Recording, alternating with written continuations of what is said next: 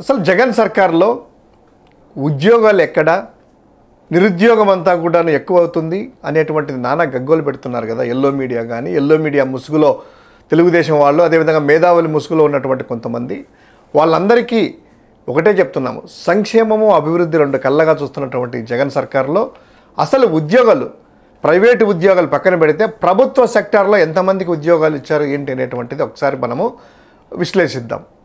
స్వాతంత్రం వచ్చిన తర్వాత మొత్తం ఆంధ్రప్రదేశ్లో, ఇప్పుడు డివైడ్ ఆంధ్రప్రదేశ్లో, నవ్యాంధ్రలో ఇంతవరకు ప్రభుత్వ ఉద్యోగం అంటే 2019 మే వరకు 3,15,000 ఉద్యోగాలు, శాశ్వత ఉద్యోగాలు ఉన్నాయి.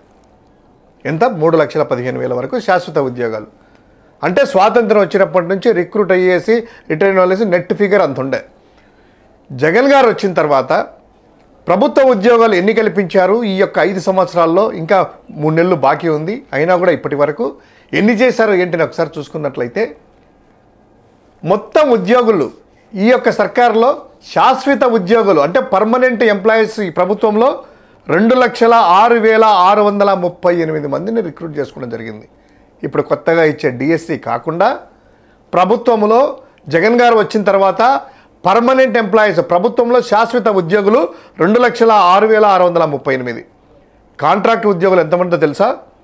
2,29,828 వచ్చేసేసి మనకి కాంట్రాక్ట్ ఉద్యోగులు. తర్వాత అవుట్సోర్సింగ్ ద్వారా 2,76,567. మొత్తానికి 5,13,031 ప్రభుత్వ ఉద్యోగాలు కల్పించింది. ఏది ఆర్టీసీ విలీనం చేసినటువంటి అది కాకుండా. ఒక్కసారి మీ అందరికీ డౌట్ రావచ్చు, ఎక్కడెక్కడ ఏంటి అనేటువంటిది లెక్కలతో సహా చెప్తాము. అయ్యా రాసుకోండి రామోజీ గారు, అయ్యా రాధాకృష్ణ రాసుకోండి, ఏ సెక్టార్లో ఎంత ఆర్టీఐ ద్వారా అప్లై చేసుకొని నిజాలు ప్రజలకు చెప్పండి. అగ్రికల్చర్ సెక్టార్లో పర్మనెంట్ ఉద్యోగాలు 133, కాంట్రాక్ట్ ఉద్యోగాలు 2, అవుట్సోర్సింగ్ 40, మొత్తం 175. యానిమల్ హస్బెండరీ డిపార్ట్మెంట్ 56 పర్మనెంట్ ఉద్యోగాలు, 290 కాంట్రాక్ట్ ఉద్యోగాలు, 26 వచ్చేసి అవుట్సోర్సింగ్, మొత్తంగా 372 యానిమల్ హస్బెండరీ డిపార్ట్మెంట్.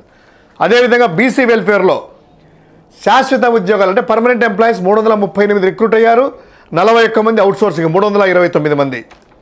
ఇక సివిల్ సప్లైస్లో, కన్జ్యూమర్ అఫైర్స్ అండ్ సివిల్ సప్లైస్లో 2 ప్రభుత్వ ఉద్యోగులు శాశ్వత ఉద్యోగాలుగా, 116 మంది కాంట్రాక్టు, 119 మంది అవుట్సోర్సింగ్, మొత్తానికి 237 మంది. ఇక ఎనర్జీ సెక్టార్ 639 శాశ్వత ఉద్యోగాలు, 7,694 కాంట్రాక్ట్ ఉద్యోగాలు, మొత్తంగా 8,333 ఉద్యోగాలు ఎనర్జీ సెక్టార్లో అంటే పవర్ సెక్టార్లో ఇచ్చాము. ఇక ఫైనాన్స్లో 92 శాశ్వత ఉద్యోగాలు, 2 కాంట్రాక్ట్ ఎంప్లాయీస్, 7 మంది అవుట్సోర్సింగ్, మొత్తానికి 101. ఇక జిఏడి సాధారణ పరిపాలన శాఖలో వీటిల్లో కలిపి 3,784 పర్మనెంట్ ఎంప్లాయీస్, 2 కాంట్రాక్ట్ ఎంప్లాయీస్, 7 మంది అవుట్సోర్సింగ్, మొత్తానికి 8,333 ఉద్యోగాలు మనం ఇవ్వడం జరిగింది. ఇక ఇదే కాకుండా గ్రామ వార్డు సచివాలయాలు అంటే జిఎస్డబ్ల్యూఎస్ డిపార్ట్మెంట్ ద్వారా గ్రామ సచివాలయాలు, వార్డు సచివాలయాల ద్వారా సింగిల్ నోటిఫికేషన్తో 1,36,000 మందిని శాశ్వత ఉద్యోగులుగా ఏపీపీఎస్సీ ద్వారా ఎటువంటి ఇబ్బందులు కలగకుండా ట్రాన్స్పరెన్సీగా స్వచ్ఛంగా చేసినటువంటి ఉద్యోగులు సంఖ్య 1,36,000 మంది 2019లో ఒక్క నోటిఫికేషన్తో.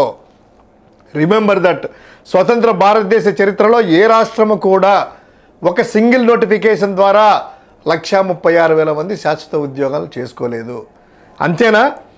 ఇక హయ్యర్ ఎడ్యుకేషన్ ద్వారా 136 మంది శాశ్వత ఉద్యోగులు, 395 కాంట్రాక్ట్ ఎంప్లాయీస్, 533 అవుట్సోర్సింగ్, మొత్తానికి 1,054.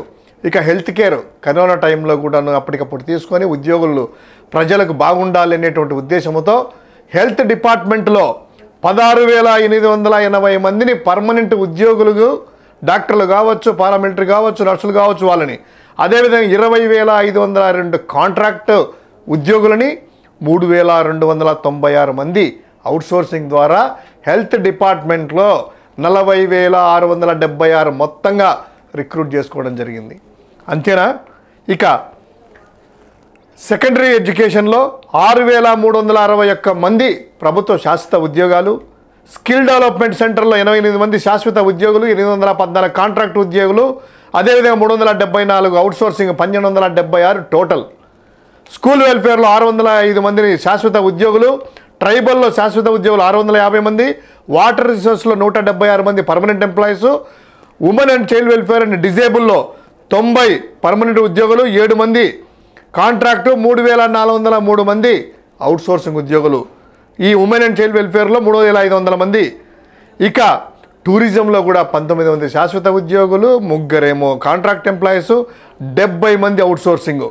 ఆ విధంగా తీసుకున్నట్లయితే టోటల్గా 2,06,638 శాశ్వత ఉద్యోగాలు ఈ రాష్ట్ర ప్రభుత్వం జగనన్న సర్కార్ ఇచ్చింది. 29,528 మంది కాంట్రాక్ట్ ఎంప్లాయీస్ రిక్రూట్ చేసుకున్నాము. 2,76,567 మంది అవుట్సోర్సింగ్ కార్పొరేషన్ ద్వారా ఉద్యోగ భద్రత ఇస్తూ, మధ్యవర్తి లేకుండా 1వ తారీఖు నేరుగా జీతాలు ఇస్తూ వాళ్ళకి ప్రావిడెంట్ ఫండ్, ఈఎస్ఐ లాంటి కల్పిస్తూ ఇస్తున్నారు. మరి పచ్చమురుక్కులారా, ఇప్పుడు చెప్పండి, ఉద్యోగులు అనేటువంటిది ఎవరి హయాంలో ఎప్పుడు వచ్చాయి? ఎక్కువ వచ్చాయి. ఏదో నిరుద్యోగులు అంటారు, వాళ్ళు అంటారు. ఇంతమంది రిక్రూట్ చేసినటువంటి చరిత్ర ఏ రాష్ట్రంలో అయినా ఉంది అంటే ఈరోజు మేము రిజైన్ చేసి వెళ్ళిపోవడానికి సిద్ధము. ఒక ప్రైవేట్ సెక్టర్ అనేటువంటిది నెక్స్ట్ సెషన్లో చెప్దాము. ప్రైవేట్ పరంగా కూడా ఎన్ని ఉద్యోగాలు ఇచ్చామనేది. ఇది ఆల్ టైమ్ రికార్డు. ప్రభుత్వ ఉద్యోగాల కల్పనలో జగన్ సర్కార్ తీసుకున్నది all time record in the country entire.